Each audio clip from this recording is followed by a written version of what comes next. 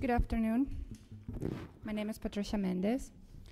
The open meeting law requires that I notify the public that this meeting is being recorded. Therefore, please be aware that an audio and visual recording of this meeting is being made and broadcast by Boston City TV, which is a part of the City of Boston Office of Cable Communications. Good evening, everybody. I'm Carl Richardson. I am the acting chair for the Boston Disability Commission. I'd like to go around and have everybody introduce themselves. To my far right. Hi, I'm Krista McCosh, the Disability Commissioner for the City of Boston. Hi, I'm Jerry Boyd. I'm a commission member, and I'm from West Roxbury.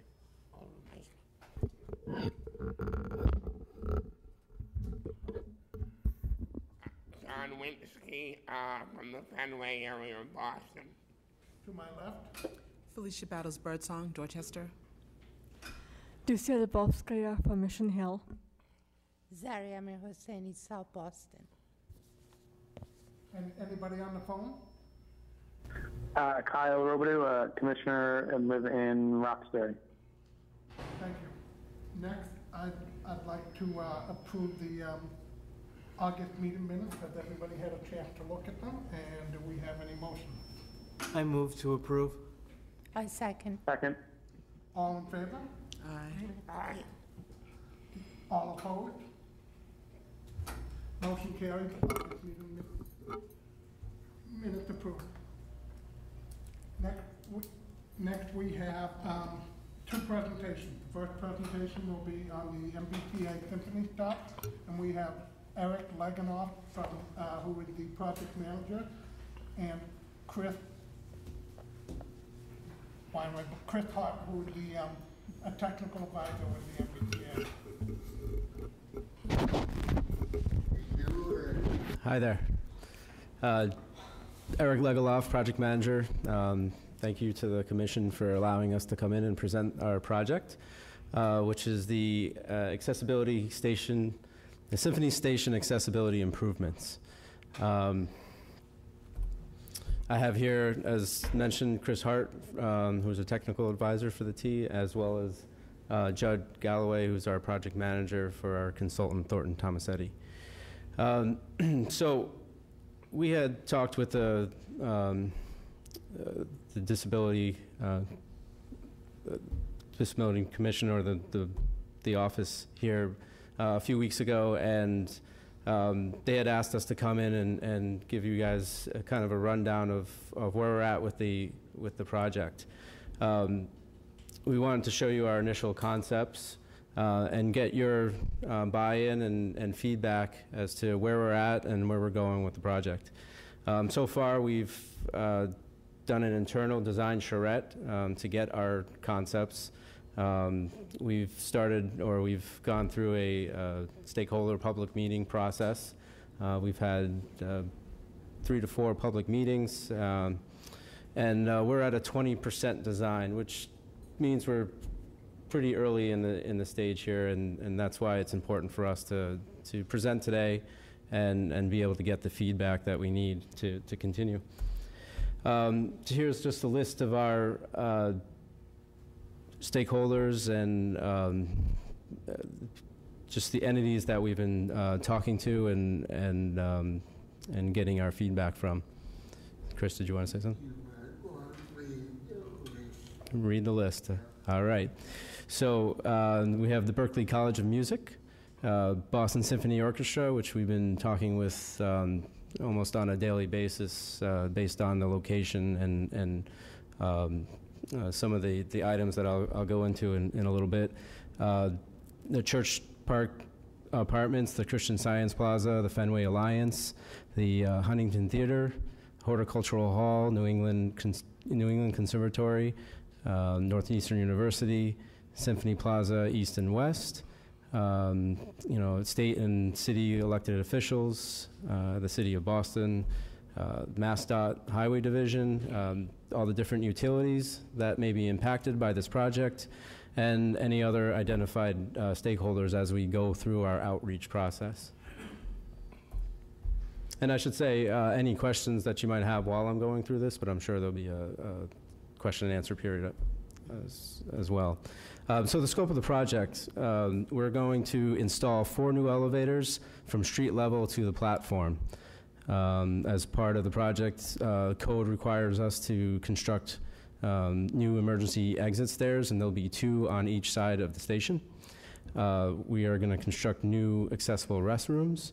We're going to raise the platform 8 inches to allow for the platform to be accessible to the Green Line trolley cars. We were going to replace or improve the existing stairs. Currently, we're evaluating new areas of rescue and other station improvements, including finishes, just general cleanup of the station to make it more a friendlier customer environment. So here we have a street level plan of the station. On the outbound, or on the north side of Huntington Avenue, we have 4 stairway entrances that exist. To the northwest, we have Symphony Hall, and to the northeast, we have Horticultural Hall. And then on the south side of Huntington Avenue, or the inbound side, we have the Symphony Towers on each side of the station and 2 stairways. And important to note here is that the station is inaccessible. There are no elevators. At the platform level, as you can see here, we have the 4 entrances, or the 4 stairway that lead to a center hallway to a lobby on the outbound side, and 2 stairway that lead to the same sort of central lobby. To note here, we have, again, just all stairways, no elevators. The platforms are too low. We don't have adequate emergency exits.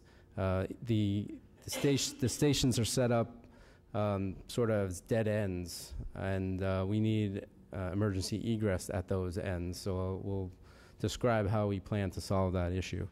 There are no functioning restrooms at the stations at all. There's one that's non-functioning on the outbound side, and there is no restroom facility on the inbound side. And as we mentioned before, we're going to perform overall station improvements, which would include emergency lighting. So here's a general overview from the street level of the conceptual design. You can see that we're going to put an elevator at all 4 corners, or that's what's proposed at this level of design, and 2 emergency egress stairway. You can see one just north of the Huntington Avenue sign there, just outside of the Cohen wing of the BSO. And then the other emergency egress pops out at the West Plaza on the West Symphony Tower. And another thing to note here is that the elevators on the Symphony Tower side, or the inbound side, are at this point proposed to be 3-stop elevators, 1 stop at the Symphony Tower plaza level, 1 at the sidewalk level, and then 1 at the platform level. The outbound side next to Symphony Hall and Horticultural Hall will be 2-stop, street and then platform level. Here we have a slide of the outbound side. So you, on the upper side of the slide, on the top of the line there, you have the street level, and on the lower side of the slide, you have the platform level. This is just a zoom in of what we were looking at before. We have 2 elevators close to the street level, or close to the corners. You'll note that we plan to remove 2 of the stairway, and that will create the platform as a waiting area for the elevators at the street level. And then you can see the new emergency egress access a little bit further west down Huntington Avenue.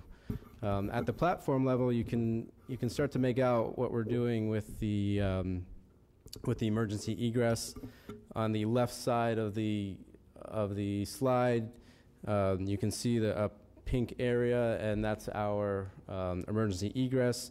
To gain this, we're actually going to shift the station a little bit. Code requires us to have 82 feet as a dead end. So we're creating that 82 feet on the east side, so it's not requiring us to put a stairway.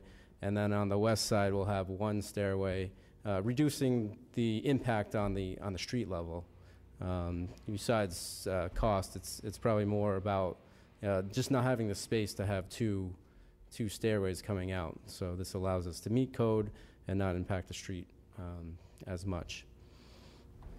And we're working with the BSO and other city agencies to find the best location for that emergency egress. We realize that it takes space and it can impact views from the street.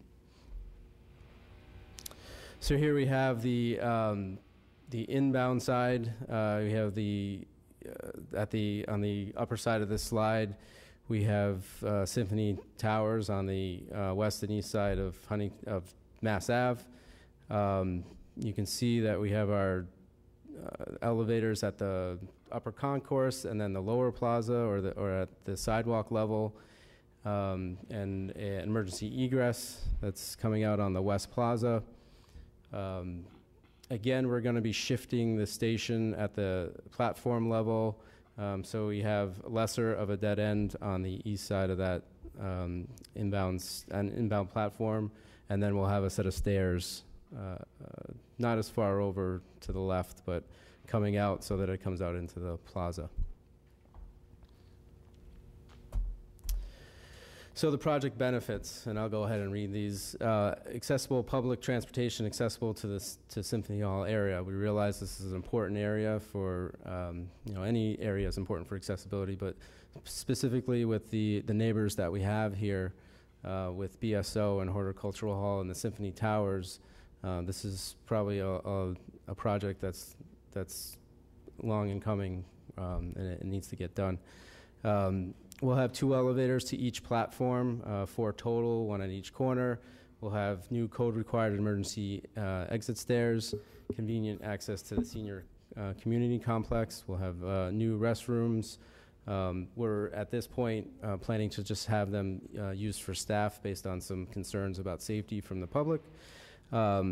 We're going to have station and lobby renovations. We'll have all new platforms that are raised 8 inches to be accessible to the Green Line. We are evaluating areas of rescue, 1 for each side. This was done out of from comments that we got from the public meetings. We're improving lighting, signage, wayfinding, fire alarms, and public safety upgrades. We're improving the public announcement system, station finishes, which should all lead to improved station maintenance. Here we have some examples of what the head houses might look like at this level of design. We haven't quite completed that much detail, but in general, our new head houses will have an increased use of glass for safety, and have a pretty modern flair there. But we'll have to, we're going to work with DSO and all the other stakeholders and historic to find the right fit for the community. So with that, I will open it up for questions or comments, or any other comments from Chris. I have a question. Sure. You mentioned something about a waiting area near the elevator. Is that right? So yeah, On an the area plaza level? of rescue. Is there a cover on that, like for rain or cold? So that's actually down at the platform level. I should have explained that. In case of an emergency, elevators aren't necessarily used for emergencies, so we'll have an area of rescue if that's need be. And again, we're evaluating that and seeing if everything would, if we can fit that into the station, which at this point it looks fairly good that we can do that. So. I'm sorry, this is Felicia. Yeah. So you talked about the areas of rescue. Mm-hmm. That's a term I've never heard, but is it something that you decided Probably to also known as the area of refuge. Okay. So is that because there's been issue that you are doing this now, or I don't? Do you want to add to this, Chris?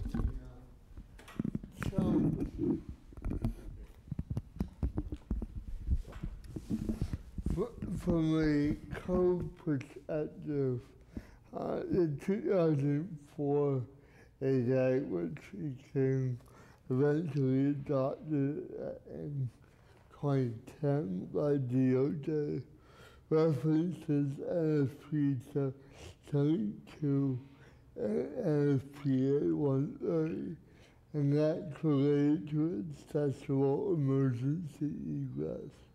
And so at Government Center, which is our first news station, really, we built into each level what are known as areas of refuge or rescue assistance. And what that consists of is a positive pressure airflow so the smoke cannot get in, and it has two-way communication with the first responders. So at Government Center, we know, for instance, that we're not going to immediately get you off the blue line, but we have an emergency stair that's fully fire-rated with full pressure position, so that, God forbid, there is a smoke event, the smoke is cut out and you're safe. Smoke is what kills, it's not usually the fire. The challenge in all these locations is how you fit the ventilation and you have the independent airflow to provide that positive ventilation. Simply is our next station underground, and it makes logical sense, especially given the user demographic, that anyone that is using something has a high probability of some kind of disability. And so figuring out how we can provide some safe areas makes total sense. We just got to work that out engineering-wise.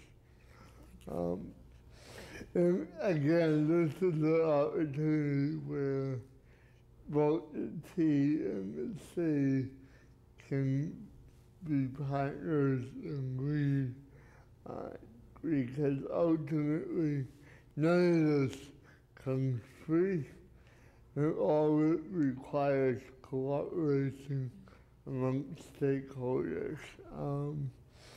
We're using stairwells so that we don't have to take more traffic lanes, and we're trying to be very creative, but no station is simple.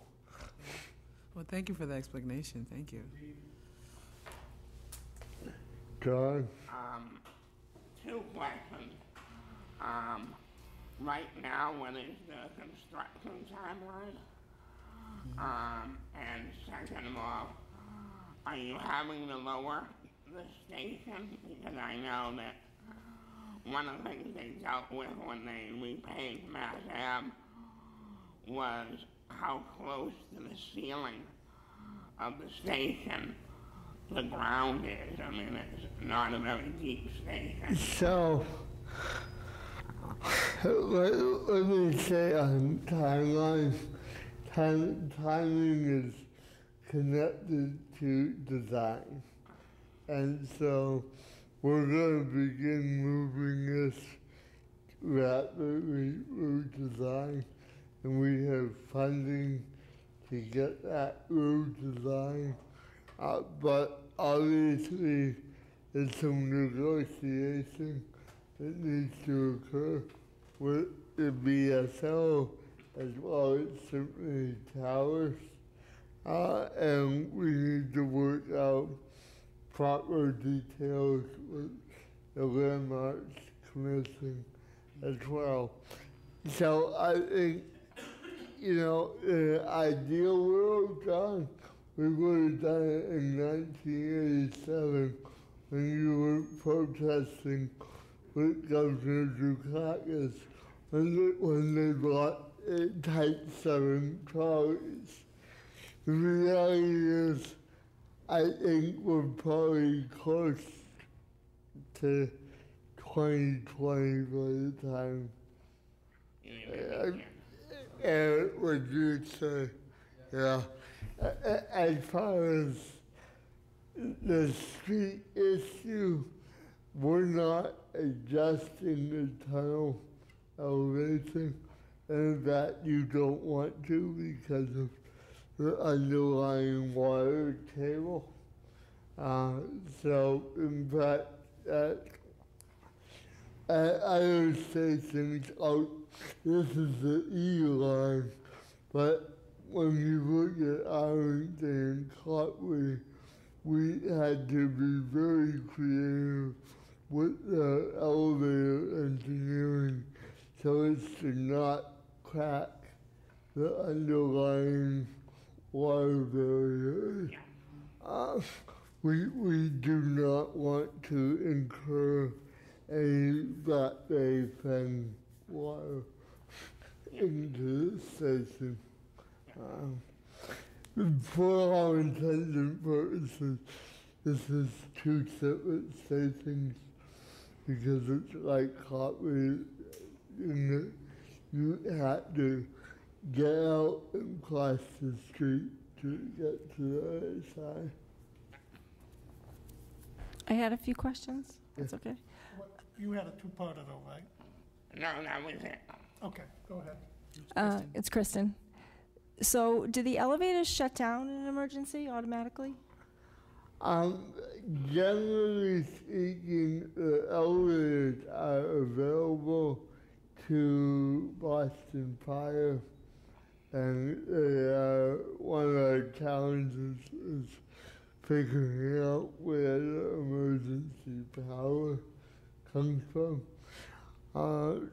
to provide that for the elevator. But that's always under the fire control. Okay. And how much sidewalk work is involved with this project? Are you ripping up the whole sidewalk? No, well, I think Eric said best in that we are trying to reuse existing stairwells.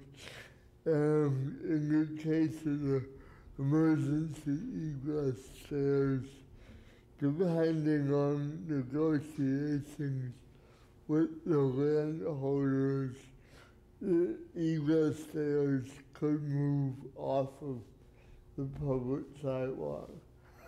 One thing to note is that contrary to all valid belief, it turns out that the T owns the lower plaza in front of each Symphony Towers.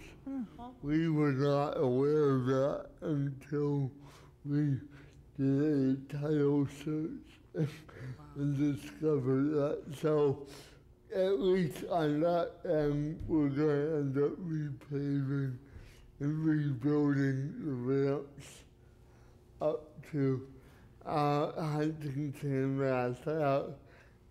That said, I cannot for the life of me understand how PIC approved the bus shelter location next to Symphony Towers East. And I would suggest that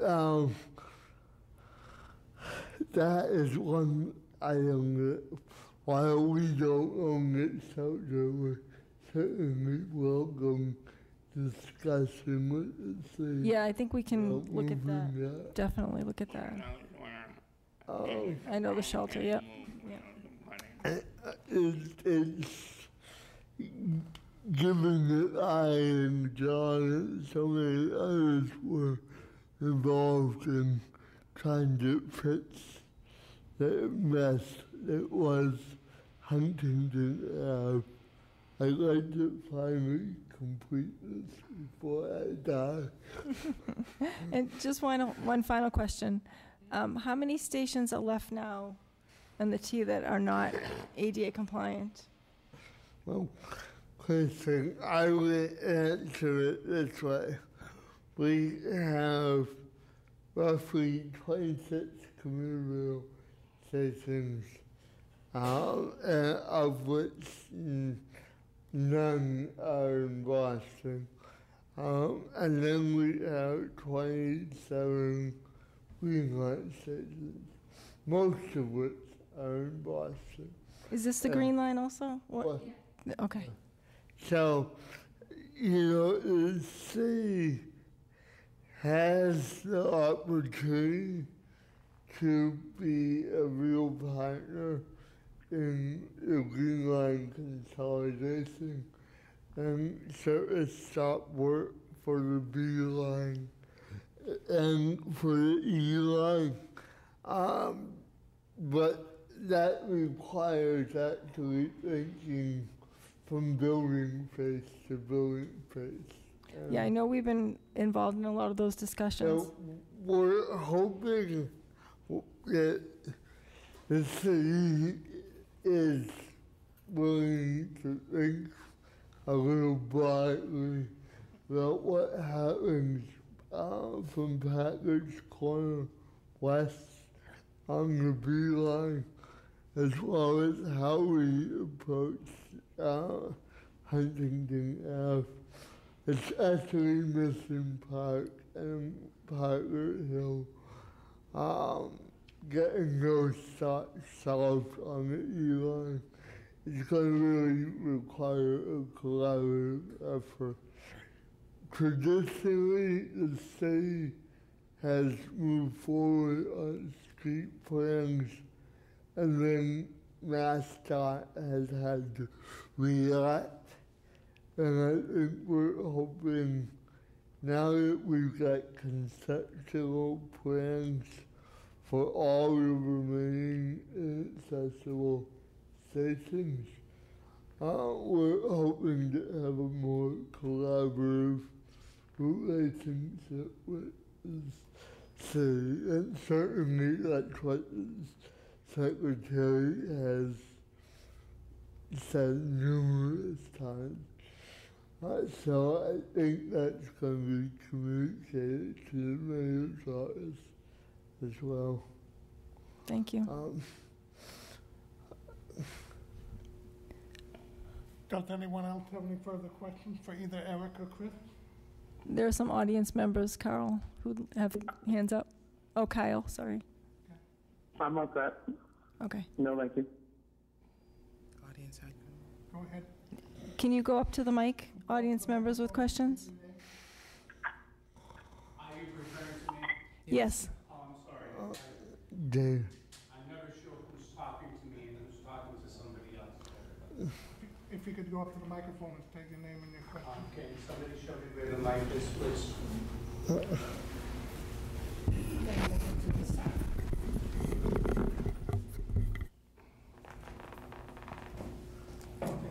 Thank you very much. Thank you very much. Good afternoon. My name is David Vieira. I'm from Hyde Park. And having lived through the agonizing 5-year project to put the elevators in front on the side of the library and across at the old South Church, I understand the difficulties in working next to historically important buildings in Boston. That's just a comment, and I also want to say, since we're putting in 4 elevators here, can the T try to make sure that these elevators have backlit control panels? Because a lot of times people with vision impairments, you get in the elevator, the lights are dim in some locations, and you can't see the control panel to see where you're going. So since this is a big project, I hope it gets done on time. but I'm totally thrilled that Symphony is finally getting a look. Thank you. Thank you, David. No, I'm good. It's just finding where I was supposed to go. Did you also have a question? Do you want to come To up? the microphone, please. Then we'll answer the question about the backlit. Now, what is making you choose to do Symphony Station first? Is it because you're getting money from these people who own the apartment building, or what is it? No. The reality is when you look at the demographics around Symphony Station, particularly the number of assisted living complexes, Symphony Station should have been done decades ago. And so this is way overdue. Yes. For, some of you may recall that we did Science Park about 8 years ago, and it was for the same reason. We had a group of seniors and folks with disabilities basically saying, could you do this before I die? And I don't make light of that because frankly, for some folks, they have lived 40 years in this complex and not been able to ride the Eli. Yep. We've had doing that since 1973, and we have received federal funds every year since that point. So it's a long time coming, and it's overdue. I think at a later date, if the commission would like, I can come back and what you can tell the other elevator projects that we're going through. But from a priority standpoint, we view this as far more important than, say, a voting or Boylston, because Boylston has options all around it, and voting has a brand new government station 500 feet down the way. Simply, there are no other Eli options unless you go up to Northeastern. For a lot of folks in the residents, that's a long haul. Now, will you be doing this at other stations, like eventually? The goal is to get to 100% accessible system. And I'd like to do that before I retire. Really? Okay. He wants to do it before he dies. Any other question? I just wanted to comment on the backlit. I can't say, we just completed a design guideline update for our MBTA elevators. I can't say one way or the other, but we'll take a look at it, and the comments noted. Well, we do have LED lights on the building. Okay. But David, I would encourage you to look at the government center elevators and let me know or let Eric know your feedback, because it's a similar style lighting control panel that goes into every elevator. Are you going to be at the AACT meeting Wednesday? I am double booked, triple booked. I will check the government center, get back to you. Thank you. And we'll keep the public updated with any more public meetings as you move farther along in the project. Sure. So thank you both. You're welcome. Thank you.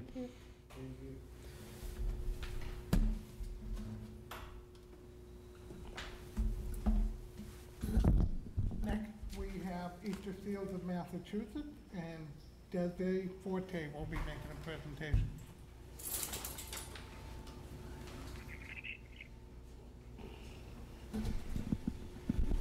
Thank you. You're welcome.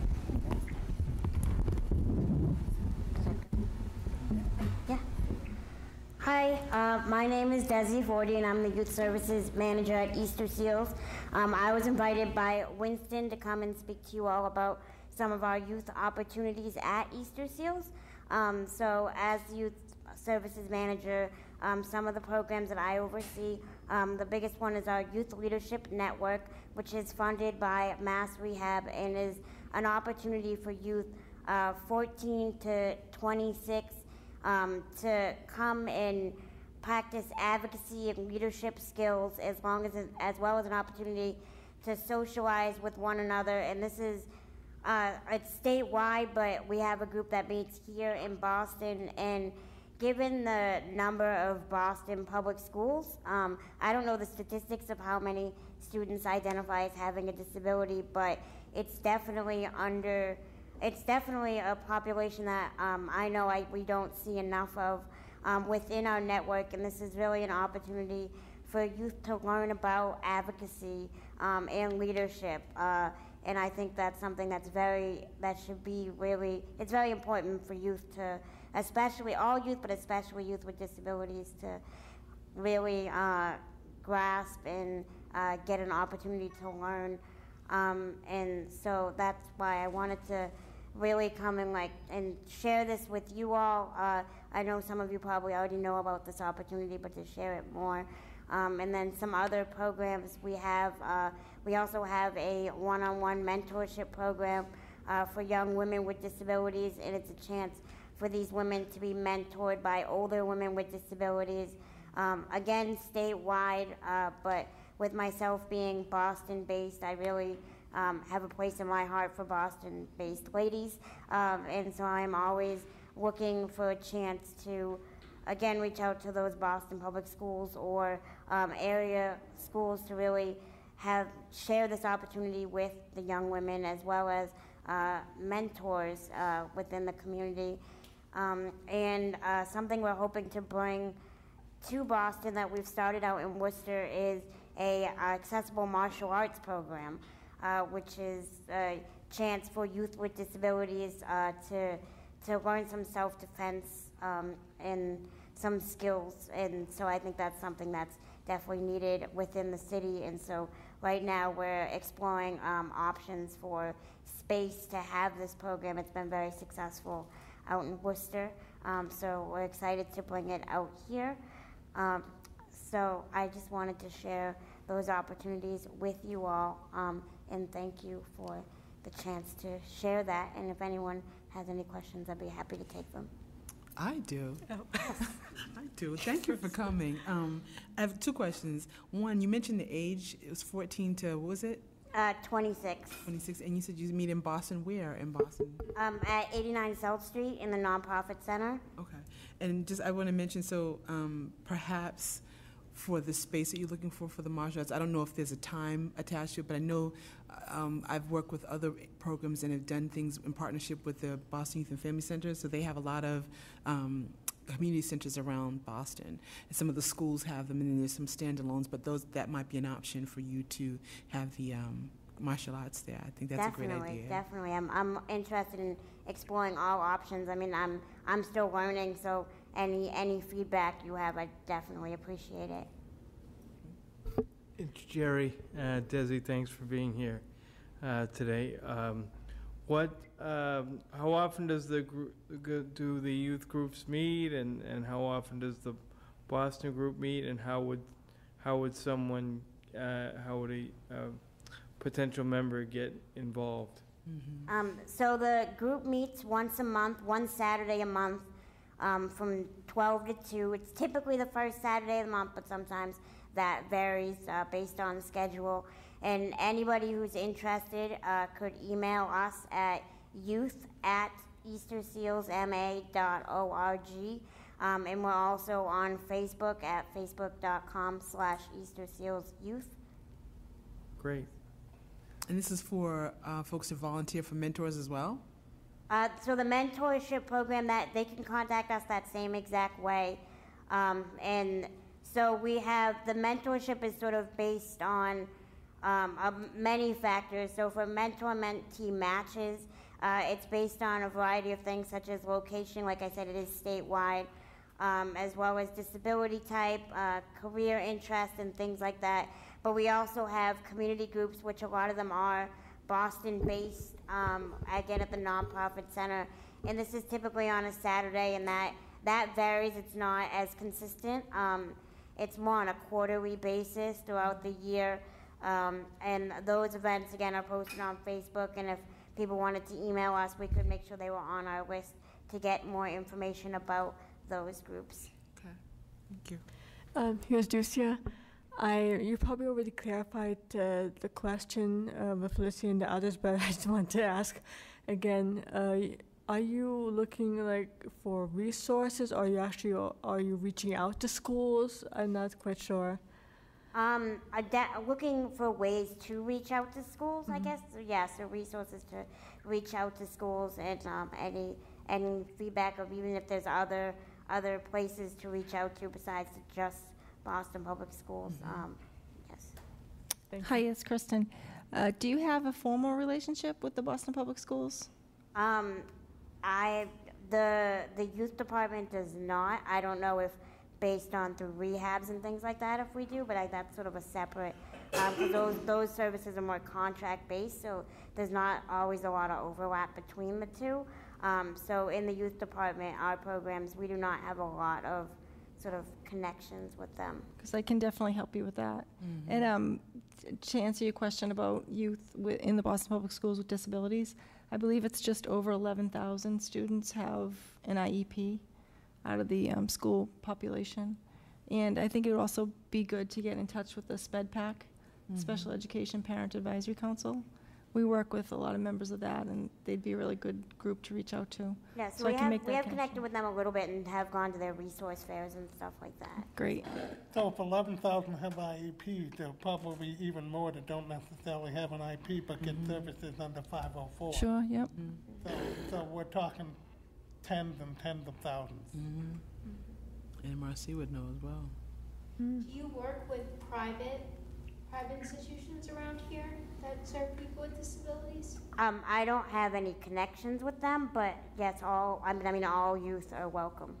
And I should mention this, all these programs are free. Any further questions for Desi? Thank you, Desi. We'll. I don't have any. Oh, go ahead, Kyle. I forgot about you. I apologize. Oh, no, I'm all set. Okay.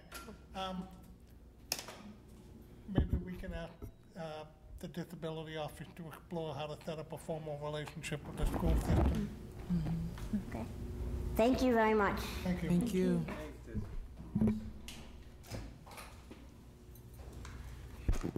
Next on the agenda is the chair's report. I don't have a whole lot other than vote tomorrow. Tomorrow is the preliminary election for the mayor and I think 4 city council seats at large. So get out and vote and let folks know who you want to represent you in city government. Tomorrow also is a hearing at the State House on the assisted suicide bill that John Kelly from Second Thought spoke about, I think back in July. That hearing is tomorrow at 11 in the hearing rooms A1 and A2. If you can't make it, you do have time to submit. Carl, can I ask you to speak into the mic? It's to your right. Can you use the mic? Yes. It won't move. Just pull the arm on it. Yep. Okay, do you want me to repeat in case Yes, nobody please. heard?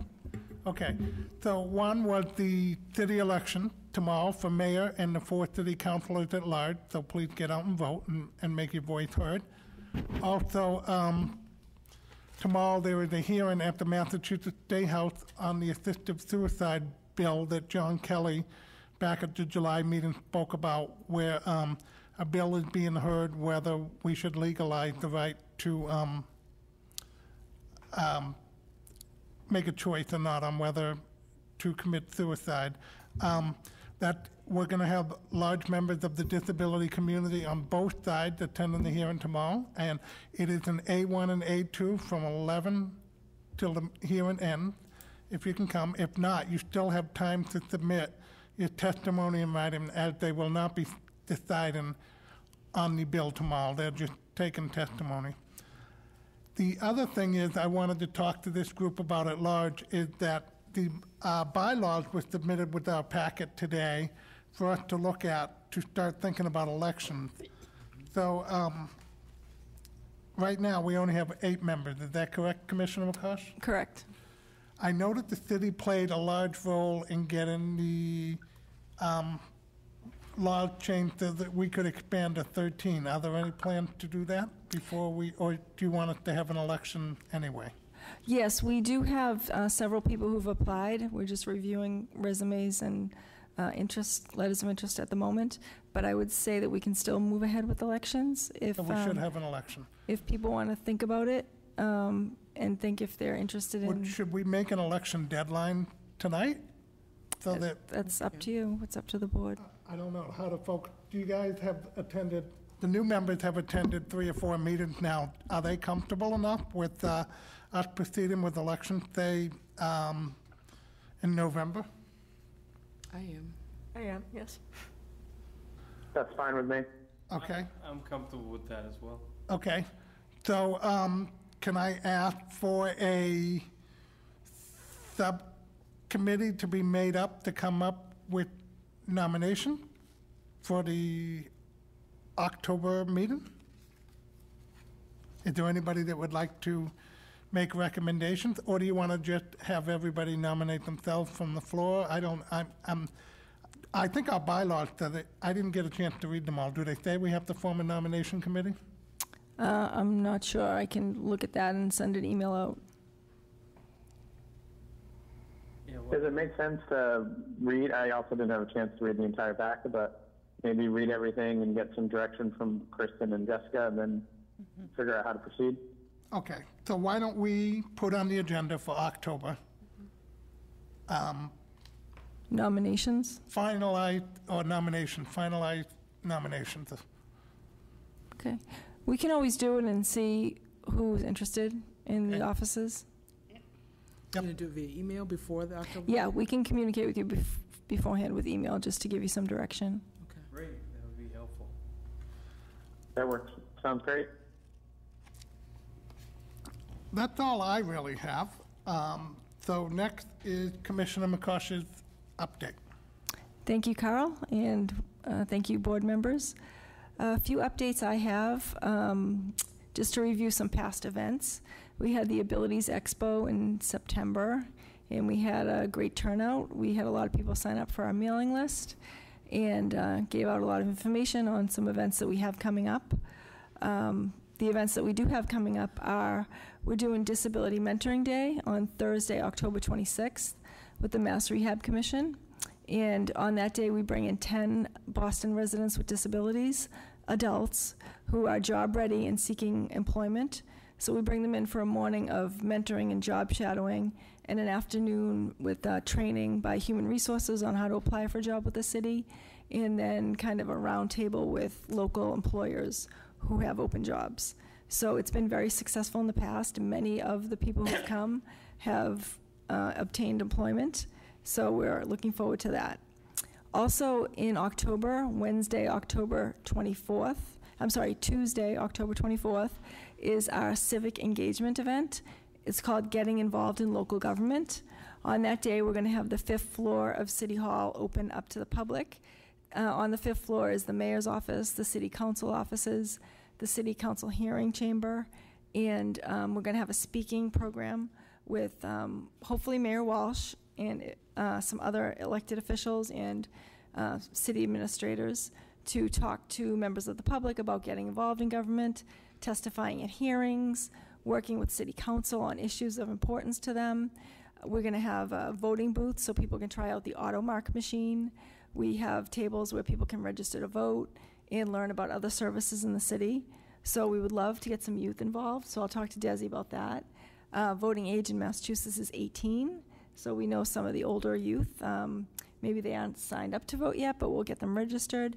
And I know it can be intimidating to people who haven't voted, if they're young or if they've become disabled and maybe unsure of the process. So, or even if you're not, if you've voted many times and just want to learn and meet your city councilors, we welcome everybody to come out. And we'll be doing a lot of outreach. I know Winston's working on outreach for that event, so we're really excited about it. That's going to be Tuesday, October 24th. And last year we had just under 100 people attend, so we hope we have more than that. We'd love to double that this year. We have T-shirts we give out, we have food. It's a really fun event, so we welcome everybody in the public to join us. It's at City Hall on the 5th floor on Tuesday, October 24th from 2 to 4 p.m. And we also have information on our website at boston.gov/disability. So just to follow up on what Carl mentioned earlier, we are still looking for 5 board members. Anyone who's interested, please send me a letter of interest and a resume if you have one. That can go to the attention of disability at boston.gov, and we'll review it. We are looking for representation of different types of disabilities, different neighborhoods, and different ethnic backgrounds. We currently have 8 members. We would love to get to 13. And the only requirements are that you're a Boston resident and able to attend board meetings once a month. So We're please gonna need a bigger spread the table. word. Excuse me? Oh, I know. We may need a bigger table. Okay, just some other quick updates. We will be working on obtaining a grant to do ADA upgrades in City Hall. Mass Office on Disability has a grant RFP out right now where you can apply to make upgrades in buildings for ADA compliance. This grant spurred us on to look at the City Council chamber, which is currently undergoing renovations and should be done in time for the Civic Engagement Day. So the City Council, the way it was set up, the City Council chamber was that you used to have to walk down 3 steps to testify. And if you had a mobility impairment, you had to go out the door, go around the back, and down a ramp to get to the floor. But now the whole floor is going to be level so that you won't have to go down any steps. People with disabilities can just testify the same way anybody else can. So it's going to be a big reveal on October 24th. If people would like to come and see the new chamber, we're really excited about it. And other things we're looking to do with the ADA grant are to put an automatic door opener on this room and also on the Pamonte room, which is another public meeting room on the 5th floor. This room has recently been equipped with a hearing loop for people with hard of hearing people. So we're looking at a lot of communication upgrades in City Hall as well as physical compliance with the ADA. Just a few other updates. I was out and about this weekend and I happened to notice a van with a lift that had an Uber sticker in the back. So I haven't heard any updates from that. I don't know. Are there 11? Now 11 Uber vehicles on the road with lifts. Really? Okay. I still haven't had any luck. So this was I thought this wasn't just a residence, like a person's own van. It was all white and it looked new and it just looked to me like it was some sort of professional outfit. So John just said that there are 11 Ubers equipped with lifts. So what I'm going to do is look into it. I just saw it yesterday, so I haven't had a chance to research it. But I will look into that and report for the next meeting. Can we help John? How does one go about? I mean, I've used Uber and Lyft. Is there a section in the app that says I need a lift? John would like to respond to that. Can you help with the mic? Yep, hang on. Can you untape it?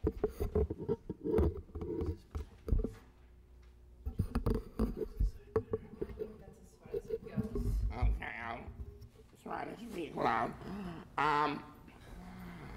Basically, in the app, on the bottom,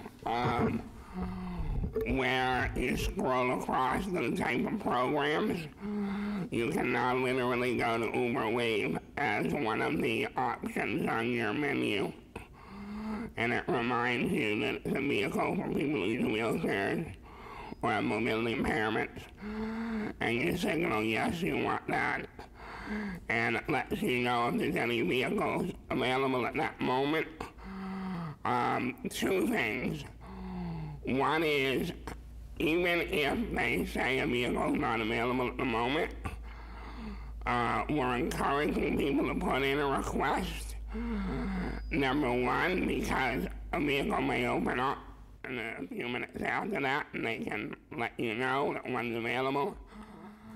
But number two, it's important that people put a request, because then they can track how many they cannot fill, and that will add to showing the demand for even more vehicles.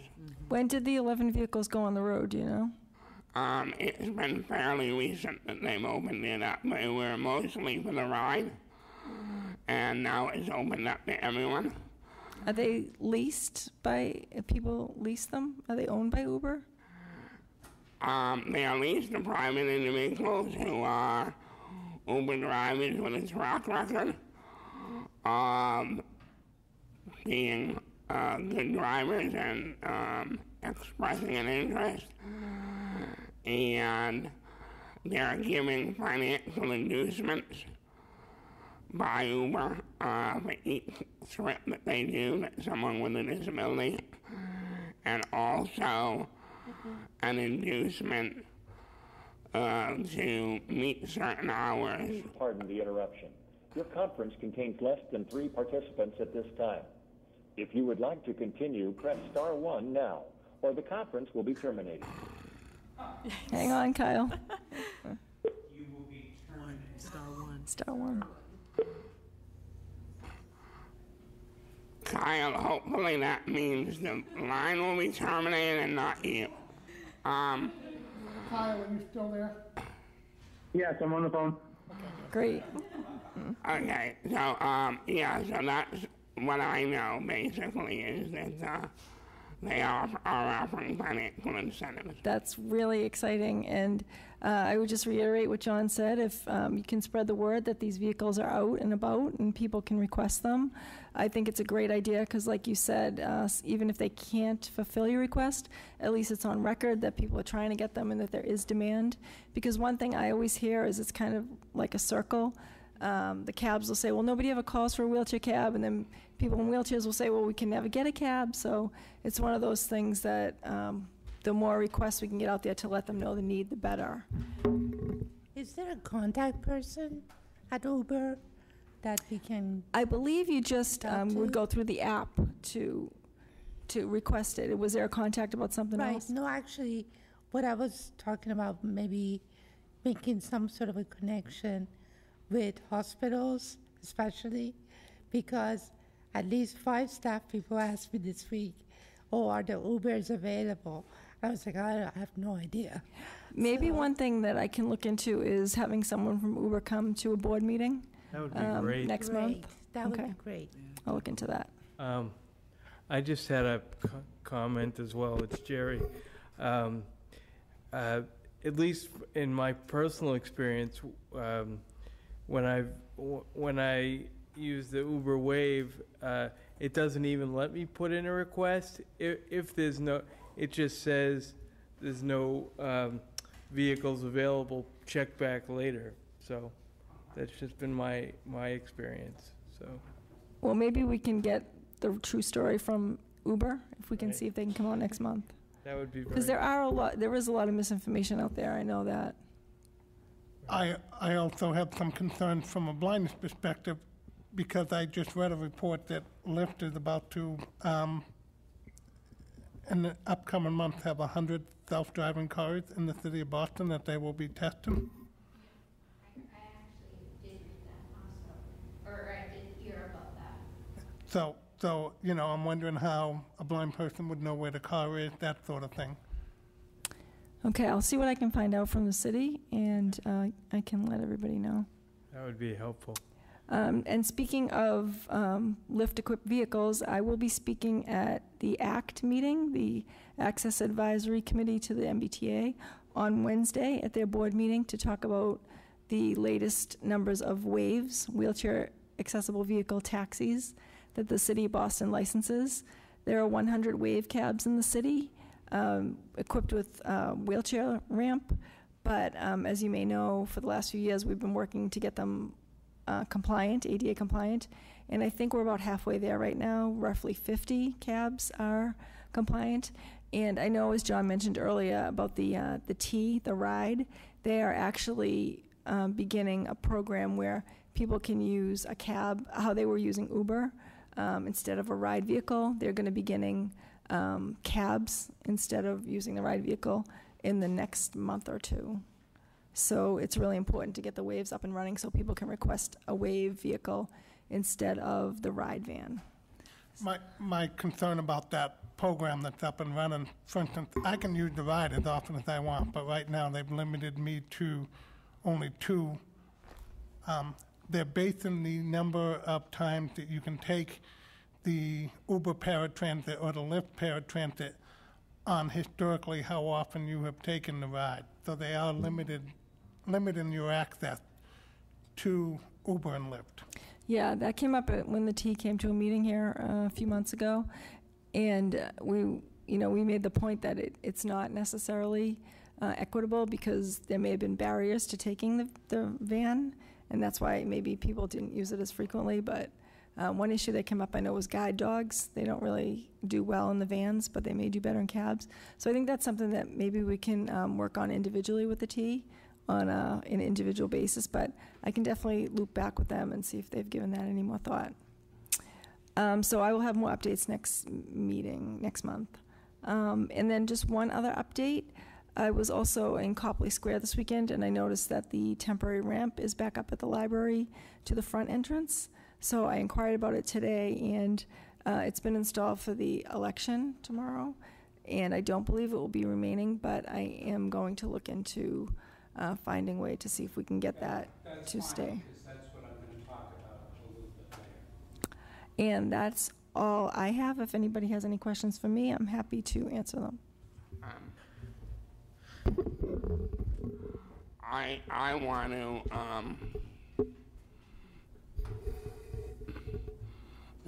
I'm not prepared to bring it up for a vote, but I want to recommend strongly as a member of the committee that the city consider leaving that ramp up full time.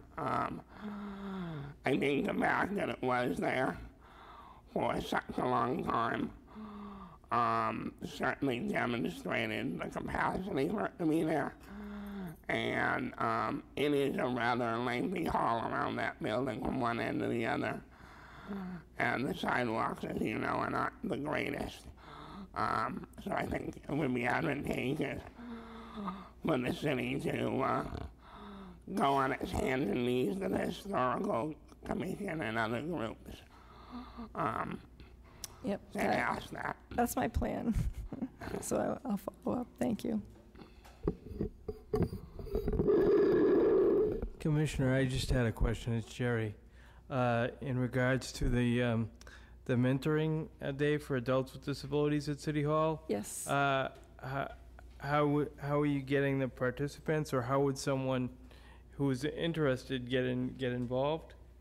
Okay, thanks for the question. We work with the Mass Rehab Commission, which is the state vocational agency. So they prep their clients, they interview them beforehand.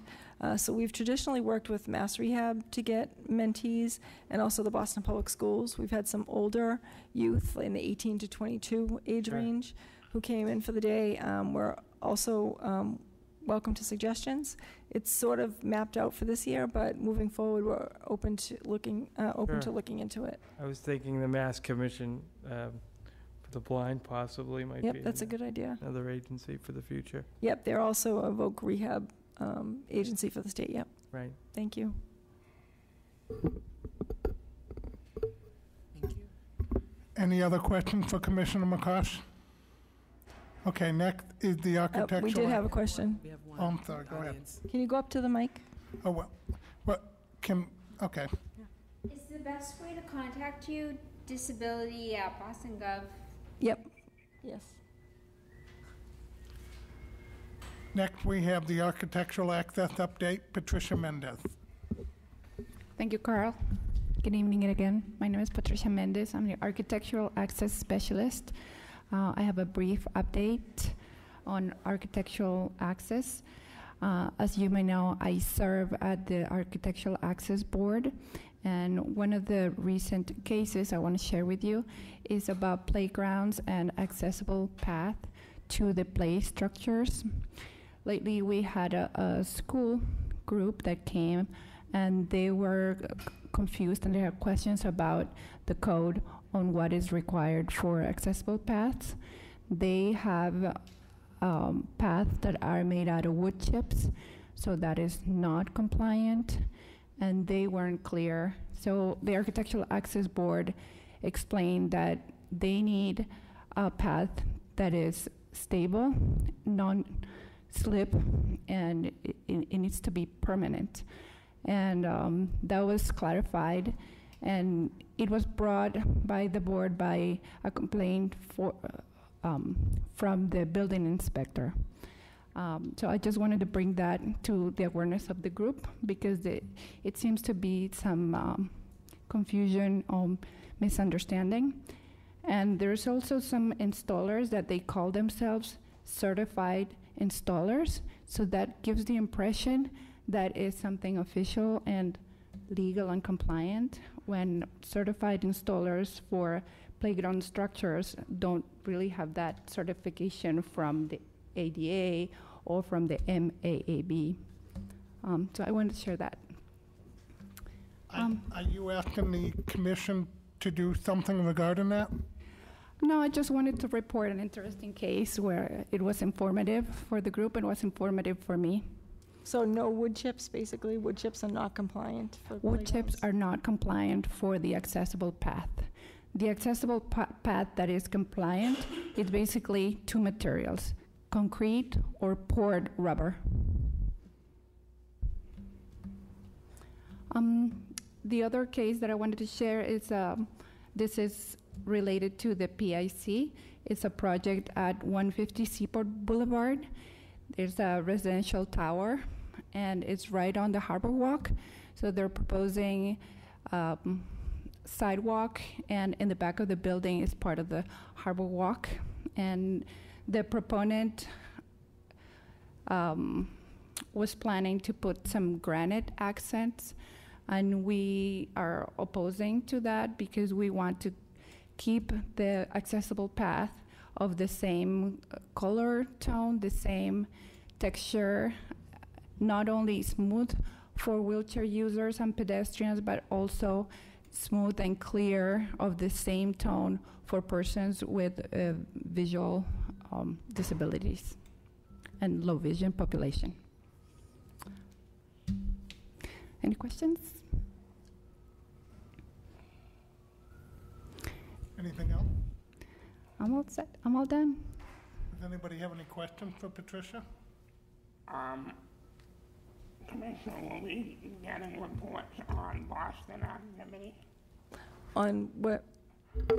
Boston-related, Oh, AAB cases? yeah. In Boston? Well, not only AAB cases, but Boston-related accessibility projects. Yes. Our goal for the board for every month is to have one project presentation, something that's really significant. We knew Symphony Station with the T was a really highly impactful project to the disability community. Same with Martins Park last month. So we plan to have one in-depth presentation on a project and then one speaker on a program every month. So if anyone has any suggestions on projects that you've heard about, that would be something you'd like more information on, please let me know. But other than that, I will definitely keep everybody in the loop. Sarah and Patricia do a great job. They do an accessibility checklist for every project that comes through the BDPA, and also work with the PIC, the Public Improvement Commission, which oversees all construction work in the public right-of-way in the city. So we are pretty plugged in to most of the projects that happen in the city, and anything significant, we'll certainly share details. John? I want to suggest that the commission circle back to Boston Properties. I know they are working on the large project near Back Bay. But recently they've done some things at the Prudential Complex that indicate a lack of clear understanding of the ADA. Are they the ones who presented on the Gateway project? Yeah. Okay. But recently at the Pru, they shut down a ramp while keeping a stairwell open. They crossed between the two buildings. And currently they have a new exhibit there of a retail product, and it's based in an old Silver Stream camper. Oh, okay. And there's steps into it. And it's literally sitting in the middle of the Prudential Complex. Okay. And that, to me, would seem to be a temporary structure under the ADA. Which would require access. Exactly. Yeah, if you want to make any motions, write any letters, or any official contact, that's... I'll follow up offline. Okay. Thank you, I John. also brought up some concerns with Patricia before the meeting. I had a chance to be on Commonwealth Avenue in front of BU the other day, and the sidewalks are all torn up down past the BU bridge. And it did not look safe or ADA compliant, what they're setting up. It's temporary routes and stuff like that. So along 871 Commonwealth Avenue. So I don't know if you guys want to take a look at that. It's a massive project going several blocks long. Okay. Thank you. Thank you, Carl. We'll look into it and get back to you. I just can tell you that I live on Commonwealth Avenue, and so I know how much of a pain it is, but it's not just a pain for disabled people. I mean, I know it's a pain for you guys, but it's a pain for everybody. It's, I know that a lot of the stuff that they're doing is inconvenient. I mean, there's no sidewalks there for anybody. Okay, thank you. It's a pain for everybody. Thank you. So, and we'll give the public more to express their opinion at the end of the meeting during the public input section. Next on the agenda is new business. I know that the commissioner and I and others have had a chance to bring up stuff during their report, but this is a chance to for the rest of the board members to bring up any concerns they have or anything they feel that the office should be looking at. Nope. Nothing yet. Hearing none, we'll move on to old business. I know that we are signing a letter today that is going out to the Public Health Committee for tomorrow's hearing on the assisted suicide bill, opposing that bill, legalizing assisted suicide. And I think that's it for now, unless anybody else has any old business we should follow up on. No. Public input. What was that? Public. Yeah. Next is public input. If anybody has anything they would like to say, please make your way up to the podium and speak in the microphone. We have one going up.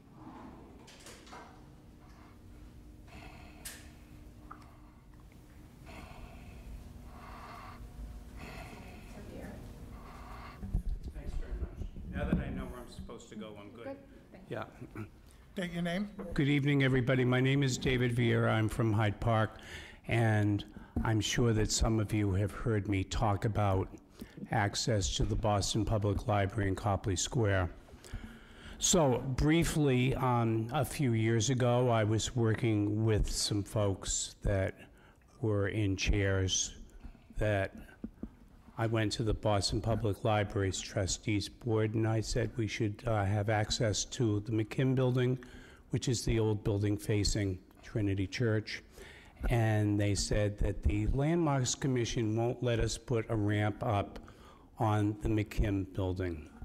So when we started reconstructing the Johnson Building 3 years ago, all of a sudden a temporary ramp appeared on the McKim side of the building, the same side of the building that I was told that we couldn't put a ramp up on.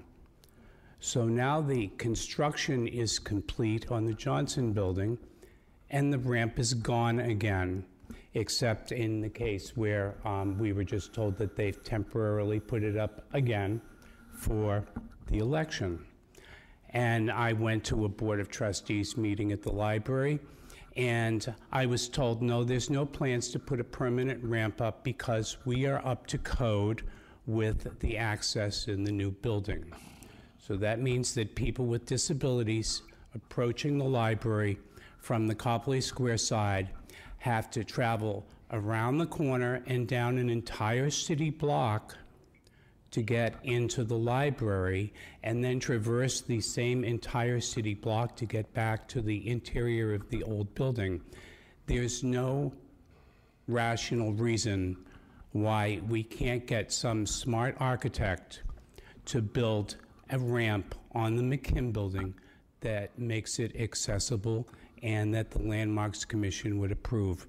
My request today is to officially ask this board to appoint someone to call me and set up a time and place where we can meet with someone from the Boston Public Library and someone from the Landmarks Commission officially to sit down and talk about this.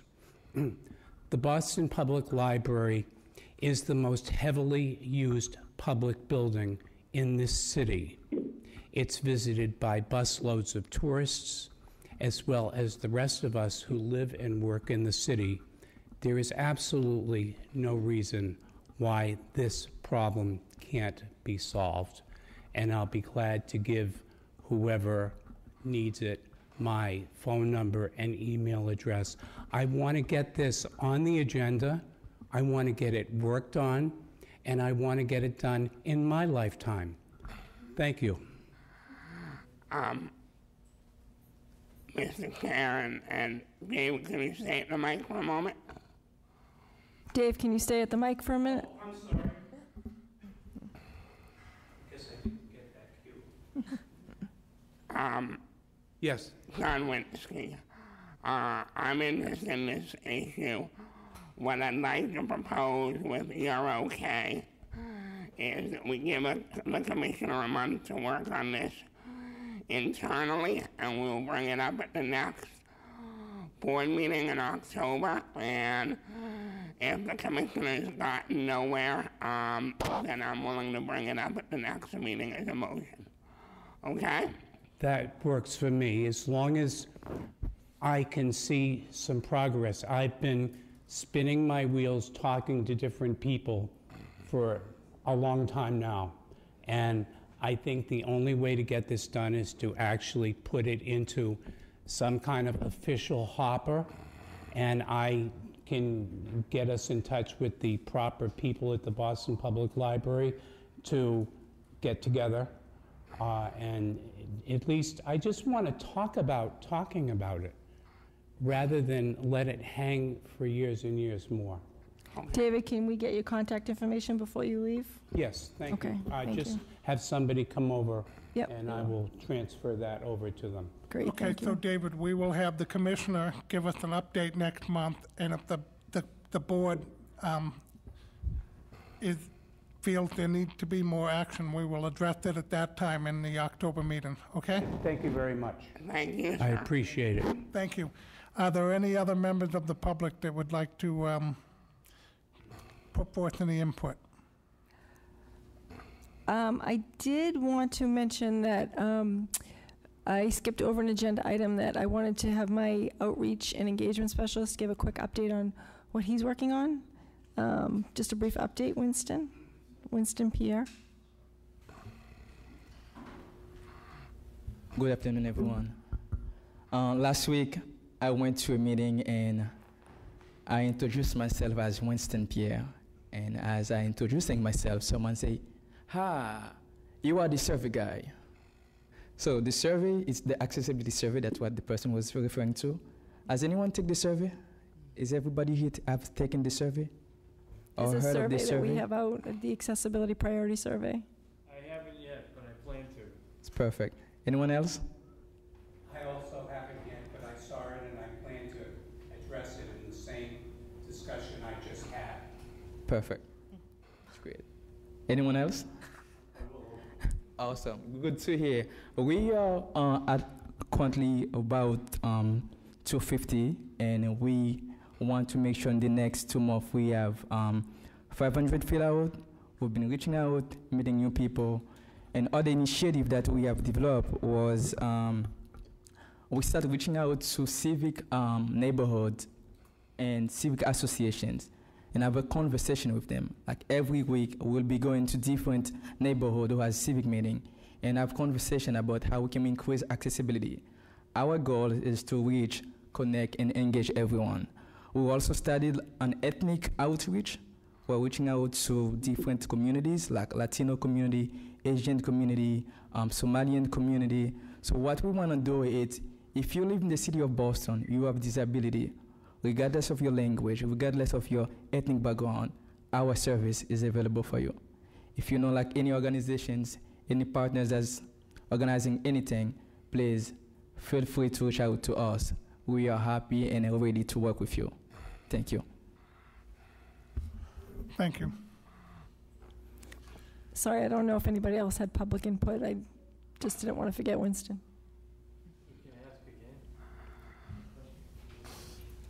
No, just wondering if anybody else had public input, any other public input? Having none, do I hear any motion? Moving on. Any second? Seconded. All in favor? Aye. All opposed? With the exception of Kyle, we can all go home. Okay. Thank you, everybody. Have a good night. Thank you, everyone. Thank you.